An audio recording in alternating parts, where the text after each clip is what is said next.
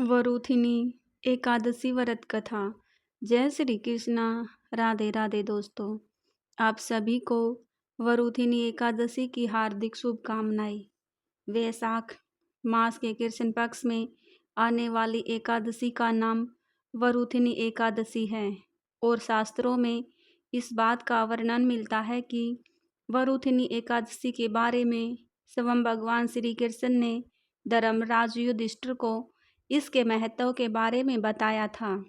कहा जाता है कि इस व्रत को जो भी सच्चे मन से करता है उसे मृत्यु के बाद अंत में वैकुंठ धाम की प्राप्ति होती है तथा व्यक्ति को सुख सौभाग्य की प्राप्ति होती है।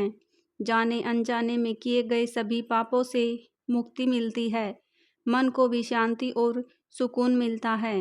इस दिन भगवान विष्णु जी को तुलसी मिश्रित जल अर्पित करने से घर में लक्ष्मी जी का आगमन होता है और भगवान विष्णु जी की कृपा भी प्राप्त होती है। तो आइए श्रवण करते हैं वरुथिनी एकादशी की व्रत कथा। एक समय धर्मराज युधिष्ठिर ने हाथ जोड़कर भगवान श्री कृष्ण से कहा कि हे भगवान, वैशाख मास के कृष्ण पक्ष की एकादशी का क्या नाम है और इसकी विधि क्या है? उसे करने से किस फल की प्राप्ति होती है? हे प्रभु, यह सब आप मुझे विस्तार पूर्वक कहिए। तब भगवान श्री कृष्ण इस प्रकार धर्मराज से कहने लगे, हे युधिष्ठिर, इस एकादशी का नाम वरुथिनी है। यह सौभाग्य देने वाली, सभी पापों को नष्ट करने वाली और अंत में मोक्ष प्रदान करने वाली है। इस व्रत को अगर कोई अभागिनी स्त्री करे तो उसे सौभाग्य मिलता है और इस व्रत के प्रभाव से राजा मानधाता को भी स्वर्ग की प्राप्ति हुई थी। वरुथिनी एकादशी का फल 10,000 वर्ष तक तपस्या करने के बराबर प्राप्त होता है। कुरुक्षेत्र में सूर्य ग्रहण के समय 1,00,000 बार स्वर्ण दान करने से जो फल प्राप्त होता है वही फल वरुथिनी एकादशी का व्रत करने से मिलता है। वरुथिनी एकादशी के व्रत करने से मनुष्य इस लोक में सुख भोग कर परलोक में स्वर्ग को प्राप्त होता है। शास्त्रों में कहा गया है कि हाथी का दान तिलों के दान से, स्वर्ण दान तथा स्वर्ण के दान से अन्न का दान श्रेष्ठ है। अन्न दान के बराबर कोई दान नहीं है। अन्न दान से देवता, पितर और मनुष्य तीनों तृप्त हो जाते हैं। शास्त्रों में इसको कन्यादान के बराबर माना गया है। वरुथिनी एकादशी के व्रत से अन्नदान तथा कन्यादान दोनों के योग के बराबर फल मिलता है। जो मनुष्य लोभ के वश होकर कन्या का धन लेते हैं वे प्रलय काल तक नरक में वास करते हैं या उन्हें अगले जन्म में बिलाव का जन्म भोगना पड़ता है। जो मनुष्य प्रेम एवं धन सहित कन्या का दान करते हैं उनके पुण्य को चित्रगुप्त भी लिखने में असमर्थ हैं। जो मनुष्य इस वरुथिनी एकादशी का व्रत करते हैं उन्हें कन्यादान का फल मिलता है।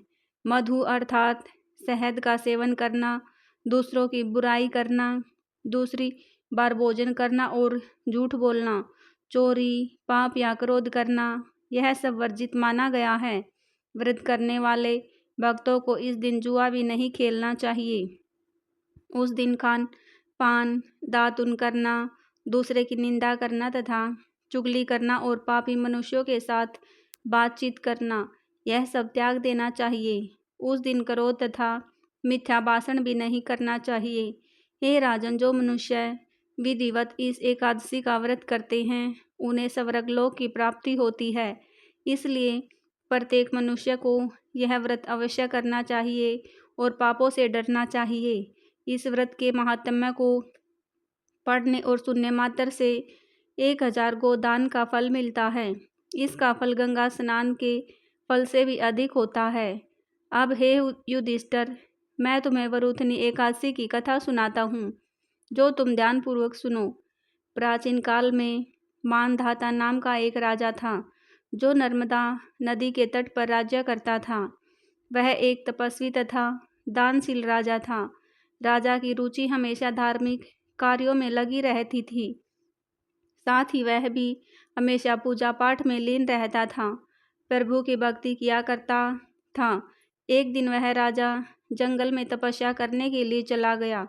वह जंगल में एक स्थान पर बैठकर कठिन तप करने लगा। तभी अचानक वहां एक जंगली भालू आया और वह राजा मानधाता के पैर को चबाने लगा। लेकिन राजा को बिल्कुल भी भय नहीं लगा और वह अविरल अपनी तपस्या में लीन रहा। अब भालू राजा को घसीटकर जंगल के अंदर लेकर चला गया। भालू के इस व्यवहार से राजा बहुत डर गया था। उसने मन ही मन भगवान श्री हरि विष्णु से रक्षा करने की प्रार्थना की। अपनी भक्त की पुकार सुनकर भगवान श्री हरि विष्णु तुरंत वहां प्रकट हुए और उस भालू को मारकर राजा के प्राण बचाए। भालू ने तब तक राजा का एक पैर पूरी तरह से चबाकर खा लिया था, जिस कारण राजा को बहुत दर्द हो रहा था।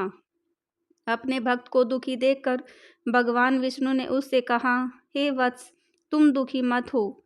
इसका एक उपाय है। तुम मथुरा जाओ और वहां आने वाली वरुथनी एकादशी का व्रत रखकर मेरे द्वारा अवतार मूर्ति की आराधना और तपस्या करो। उस व्रत के प्रभाव से तुम फिर से पहले जैसे सुदृढ़ और सुंदर अंगों वाले हो जाओगे। तुम्हारे पूर्व जन्म के पाप कर्म के कारण ही इस भालू ने तुम्हारा पैर खा लिया है। भगवान श्री हरि की ऐसी बातें सुनकर राजा ने हाथ जोड़कर भगवान को प्रणाम किया और फिर मथुरा जाकर श्रद्धापूर्वक वरुथनी एकादशी का व्रत सच्ची श्रद्धा और निष्ठा के साथ किया। वहां पर उसने वराह अवतार मूर्ति की विधि विधान से पूजा की और फलाहार कर व्रत किया।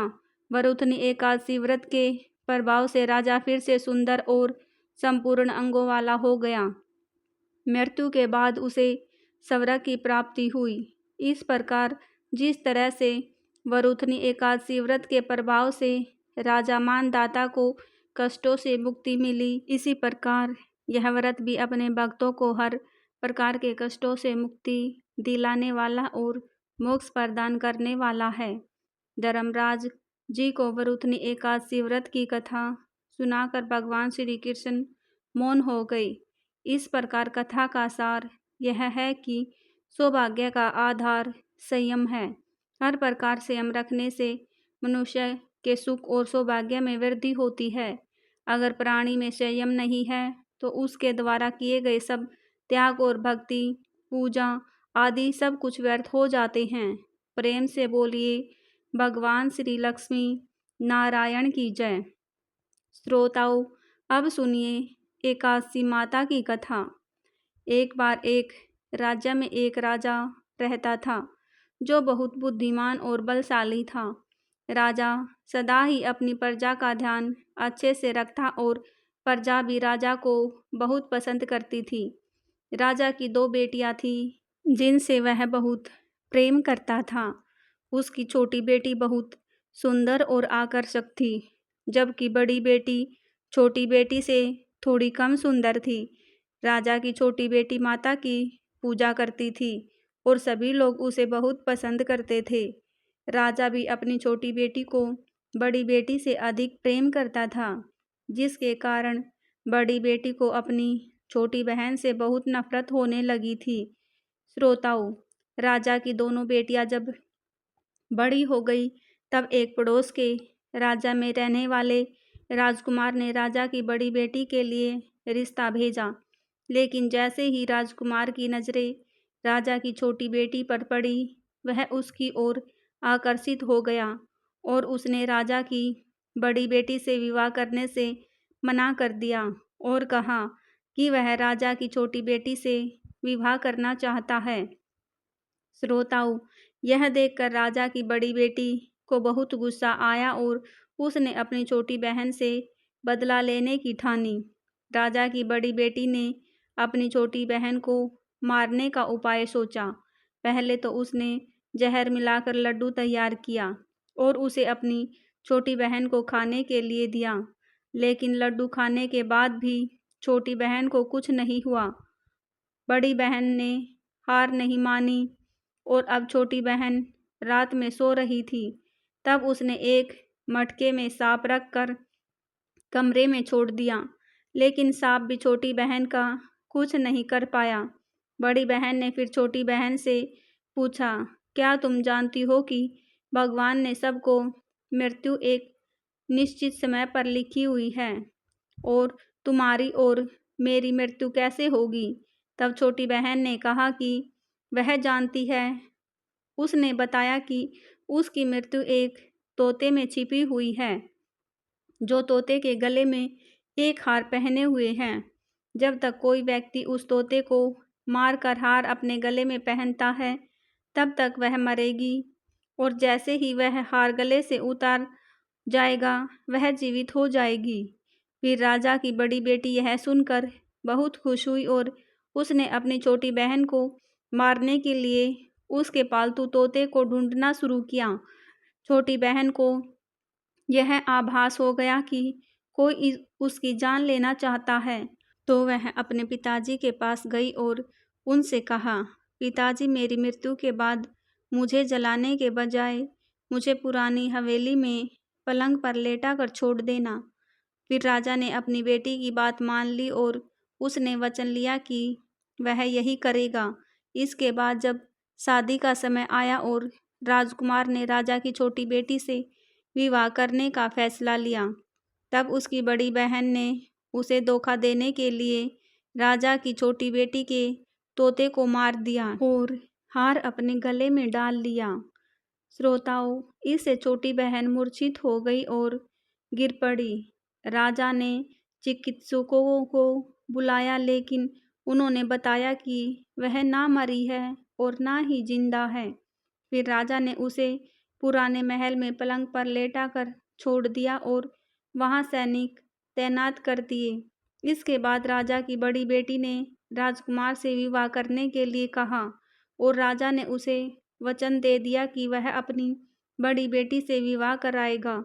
लेकिन राजकुमार को जल्द ही यह पता चल गया कि वह राजा की छोटी बेटी से विवाह नहीं कर रहा है, बल्कि राजा की बड़ी बेटी से विवाह कर रहा है। फिर राजकुमार ने यह तय किया कि वह अपनी प्रेमिका को ढूंढेगा और यह जानने की कोशिश करेगा कि वह कहाँ है। एक दिन वह पुराने महल के पास पहुंचा और सैनिकों से पूछा कि यहाँ कौन है। तब सैनिकों ने बताया कि यहाँ राजा की सबसे छोटी बेटी लेटी है। यह सुनकर राजकुमार बहुत खुश हुआ और वह तुरंत अपनी प्रेमिका के पास पहुंचकर उसकी सेवा करने लगा। रात होते ही राजा की छोटी बेटी उठकर खड़ी हो गई, जिसे देखकर राजकुमार बहुत खुश हुआ। उसने अपनी प्रेमिका से पूछा, तुम यहाँ क्या कर रही हो? चलो मेरे साथ मेरे घर चलो। तब राजा की छोटी बेटी ने राजकुमार से सारी बातें बता दी। उसने कहा, मेरी जान एक तोते में बसती थी और मैंने यह बात केवल अपनी बड़ी बहन को बताई थी। मुझे पता है कि उसने ही मुझे मारने का प्रयास किया था। उसके पास एक हार है जिसे वह सुबह पहनती है और रात को उतार देती है। जब तक वह हार पहन कर रखती है, तब तक मैं मूर्छित रहती हूँ, और जैसे ही वह हार उतार देती है, मैं जीवित हो जाती हूँ। जब तक वह हार उसके पास रहेगा, मैं इसी हालात में रहूंगी। अगर वह हार मुझे मिल जाए तो मैं हमेशा के लिए जीवित हो जाऊंगी। राजकुमार यह सुनकर तय करता है कि वह राजा की छोटी बेटी के पास रहेगा। उसने अपनी बची हुई सारी फेरे उसी पलंग पर लेटी हुई राजा की छोटी बेटी के साथ ले लिए और विवाह कर लिया। फिर कुछ समय बाद राजा की छोटी बेटी और राजकुमार की पत्नी गर्भवती हो गई। एक दिन राजकुमार को किसी काम से बाहर जाना पड़ा। उसी समय छोटी बहन के पेट में तेज दर्द हुआ। उसने माता का आह्वान किया और माता प्रकट हो गई, और माता ने अपने भक्त के दर्द को दूर किया और उसे एक पुत्र दिया।